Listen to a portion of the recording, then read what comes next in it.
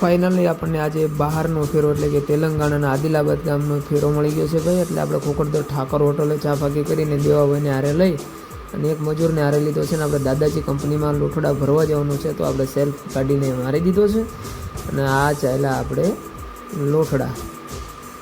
તો ફાઇનલી મિત્રો આપણે ગાડી લોઠડા પગી ગઈ છે.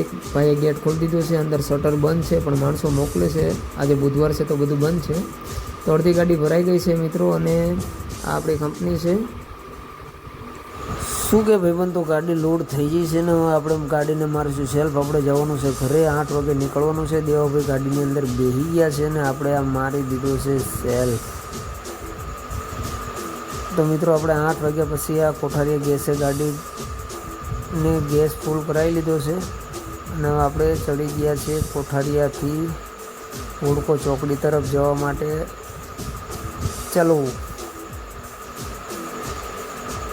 તો મિત્રો આપણે આવી ગયા છીએ ગ્રીન લાઇન ચોકડીએ અને આપણે આગળ ઊભા રહીશું માધવ હોટલે. માધવ હોટલને ચા ફાંકી કરીને પછી નીકળવાના છીએ. તો આપણે આવી ગઈ છે કોડવા માધવ હોટલ. આપણે આગળ 2 ગાડી છે પણ એ આપણને નથી લાગતું ભેગું થાય એવું. પાછા આપણે હાઈવેમાંથી ચડવાની તૈયારી કરીને ચડી ગયા હાઈવેમાંથી. તો આગળ આવશે આપણી દેવાંગી હોટલ. ગુજરાતની આજે જેટલી પણ હોટલો છે ને ત્યાં ચા પી લેવાનું, આગળ ક્યાંય ચા મળે એવું છે નહીં. રાજકોટ જેવી અને કાઠિયાવાડ જેવી ચા નહીં મળે. તો પાછા આપણે દેવાંગીએ ચેક કરીને ગાડીને આપણે સેલ્ફ મારી દીધો છે ને આગળ સિંધાભાઈ સોહલા આપણે વાડ જોઈને ઊભા છે દેવાંગી હોટલે. તો આ ભાઈનું નામ છે સિંધાભાઈ સોહલા અને આપણે વાડ જોઈને કલાકથી બેઠા હતા. સભાળ ભરી લખેલી ગાડી છે એ ભાઈ આંકે છે અને હવે અહીંયા આપણે સિંધાભાઈ ચા ફાંકી કરાવવાના છે. તો આપણે પૂછી લઈએ સિંધાભાઈને ચા ફાંકી કરવાનું. શું સિંધાભાઈ આપણને ચા ફાંકી કરાવવાનો છો કે નહીં? હા, કરાવી તો પડશે જ ને. ચાલો તારે. તો સિંધાભાઈએ ચા ફાંકી કરાવીને આપણે આગળ નીકળ્યા. તો આ આપણા કાકાનો છોકરો છે, આઈસર લઈને આપણને ભેગો થયો છે અને આપણે ચડી ગયા છીએ બગોદરાથી વટામણવાળા હાઈવે ઉપર ને આપણે શૂટ કરી દીધી ગાડી. તો આપણે ઊભા રહીશું તારાપુર. તો મિત્રો આવી ગયું છે આપણે તારાપુર ચોકડી. તારાપુર ચોકડીએ ચા ફાંકી છેલ્લી વાર કરી લીધા છે. એમાં આપણી ગાડી હાઈવે ઉપર ચડે એટલે સીધી ઊભા રહેશે કપુરાઈ ચોકડી વડોદરા અને બહાટી મારતી ભાઈ આપણી કેરી ગાડી હાલી જાય છે. ઓ ભાઈ, તો મિત્રો ટૂંક જ સમયની અંદર આપણો રસ્તો બહુ લાંબો છે પણ વિડીયાને મેં ટૂંકો કર્યો છે ફાસ્ટ ગાડી ભગાડીને. તો આવી ગઈ છે આપણી કપુરાઈ ચોકડી અને કપુરાઈ ચોકડીએ ચા ફાંકી કરી લીધા છે ને આગળ આપણી એક ભાઈ વાડ જોઈને ઊભા છે. તાતો પડી ગયો હવારને ભાઈ આપણને ભેગા થઈ ગયા છે પોઈસાના પુલે. 2 ગાડીઓ આવી ગઈ છે મહારાષ્ટ્રમાંથી હામી અને આ બાજુથી અમે 2 ગાડીઓ લઈને જઈ રહ્યા છીએ. આપણી 3 ગાડી હતી, એમાંથી એક સુરત ગઈ, એક મહારાષ્ટ્રમાં આપણી કેરી સામે પડી તેલંગાણામાં પાછા આપણે નીકળી ગયા છીએ. હવે આપણો આવશે આગળ પોઈસા ચોકડી. તો પોઈસા ચોકડીએથી આપણે મારી દીધો છે ટ્રનને સીધા નીકળી ગયા આપણે રાજપીપળા. પણ પહેલાં ભરાવીશું આપણે મિત્રો ગેસ, કારણ કે ગાડીમાં ગેસ થઈ રહ્યો છે. પણ લોકેશન એની મને 1 નંબર છે, જોરદાર જોયા જેવું. આપણી ગાડી થોડીક સોટતી હાલે એવું લાગે છે પણ આપણે સીએનજી ગેસના પંપે ટૂંક જ સમયમાં પહોંચી જઈશું. અને આપણે પહોંચી ગયા છે સીએનજી ગેસના પંપે જે રાજપીપળા પહેલાં છે. તો આપણે આ મારી દીધો યુ ટર્ન અને આવી ગયા છે ગેસના પંપે. હાલભાઈ ભરી દે ગેસ અને ચડાવી દીધી છે. પછી હાઈવેના આવી ગયા છે આપણે રાજપીપળા. મસ્ત સિટી છે પણ જોયા જેવું ભાઈ. પોલીસવાળાની થોડીક ધ્યાન રાખવી પડે કારણ કે અહીંયા ગાડીઓ ચેકિંગ થાય છે, જંગલ વિસ્તાર છે ને એટલે. બીજું કંઈ માંગતા નથી, ખાલી ચેક કરે છે ગાડી કે ગાડીમાં તમે શું ભરીને આવ્યા છો, ક્યાંથી આવ્યો છો. અને આપણે રાજપીપળા પાર્ક કરી અને આપણે ચડી ગયા છે પાછા જંગલ વિસ્તારના હાઈવે એટલે કે ડીડિયાપાડાવાળા હાઈવે રોડ ઉપર. સિંગલ પટ્ટી છે, થોડુંક ધ્યાન રાખી નાખાવું પડે મારા ભાઈબંધ, નકર આમાં ક્યાંક ઠોકાઈ જ આવી. હા, અહીંયા તો આપણે કોઈ સંભાળ લેવાય આવે નહીં પણ બાકી લોકેશન 1 નંબર છે. બધી બાજુ ડુંગરા, લોકો આમાં બધે ફરવા આવે. આ છે જો પોઈસાનો પુલ. મસ્ત વાતાવરણ છે ભાઈ અને ગાડી આંકવાની તો મજા કંઈક ઓર જ આવે છે મિત્રો. અહીંથી આ જંગલ ચાલુ થયું છે મિત્રો, જ્યાં મારા ખ્યાલથી ડીડિયાપાડા વટીને થોડું ઘણું જંગલ આવશે, પછી થોડોક સારો ખેતી વિસ્તાર આવશે પણ પછી પાછો મિત્રો જંગલ ચાલુ થશે. એટલે મારો સફર ઠેઠ સુધી જંગલમાં જ છે.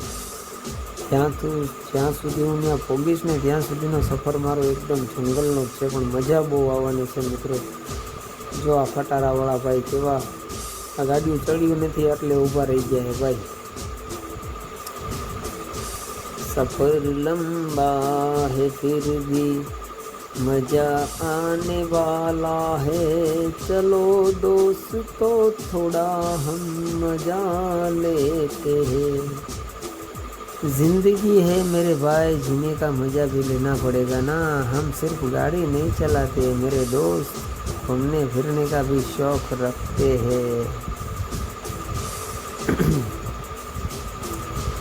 મિત્રો આવા વાતાવરણની અંદર આવું લીલું છમ રેખું જંગલ હોય ને ગાડી હકાલવાની કેવી મજા આવે મારા કલેજા.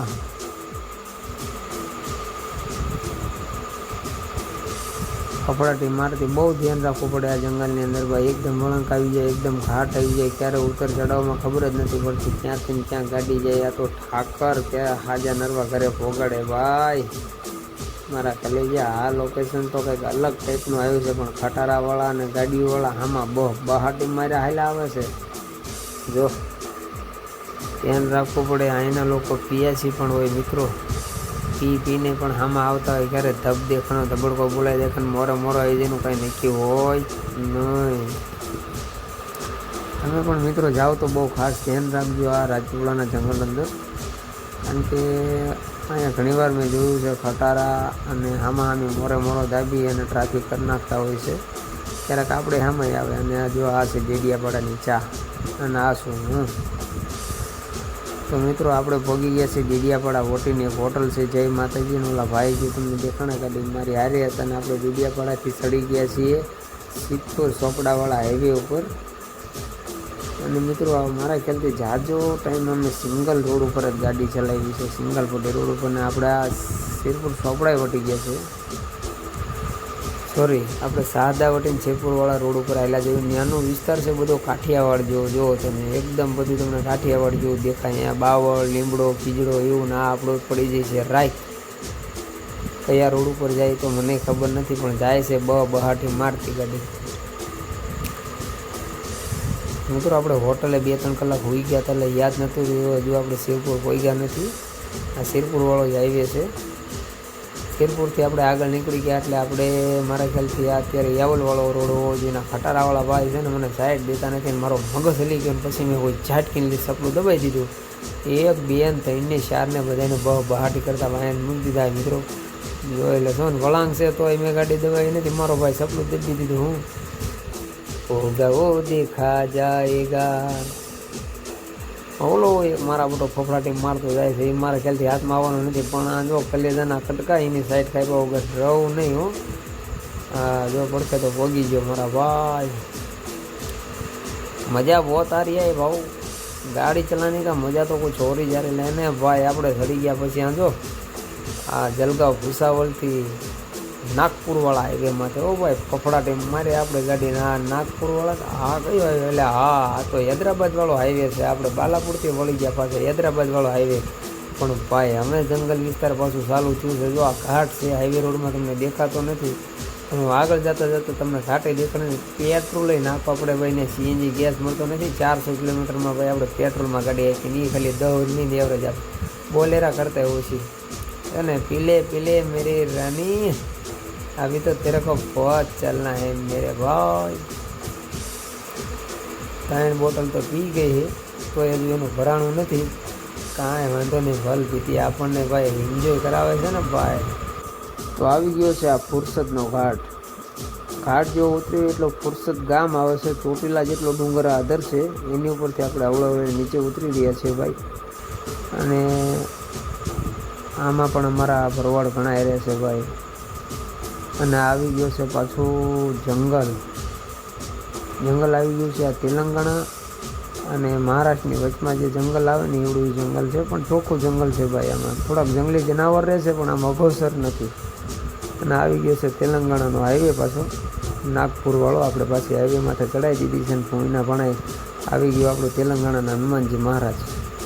આ તેલંગાણાનું પહેલું ગામ આઈ લવ પોન્નારી. અને આપણે તેલંગાણા ફાઇનલી પહોંચી ગયા છે ભાઈ. આપણે ગાડી ખાલી થઈ ગઈ છે ને આપણે રિટર્નમાં વિડીયો ઉતાર્યો છે. ત્યાંની પૈસામાં લખ્યું છે ને આ રહી છે આપણી ઢીંગલી, કાંઈ ઘટે નહીં મારા કલેજા.